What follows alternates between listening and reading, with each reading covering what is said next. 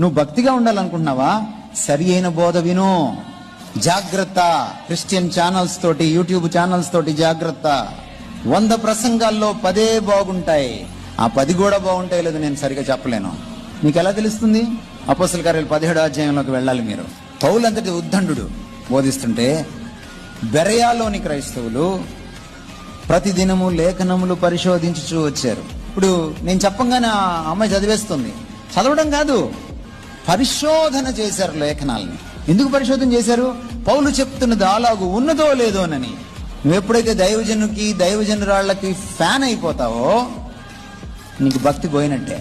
వాళ్ళు విగ్రహం అయిపోయి కూర్చుంటారు నీ గుండెల్లో. విగ్రహారాధన వ్యభిచారంతో సమానం. దేవుడికి గుర్తుపెట్టుకో. నువ్వు పూజించాల్సింది దేవుణ్ణే తప్ప దైవజనుడిని కాదు. గౌరవించు, బట్ పూజించుకో. నీకు ఇష్టమైన దైవజనుడు, నీకు అతి ఇష్టమైన దైవజనుడు వాక్యం చెప్తుంటే కూడా నువ్వు వాక్య విమర్శ చేయకపోతే నువ్వు భక్తికి దూరం అయ్యే అవకాశం ఉంది.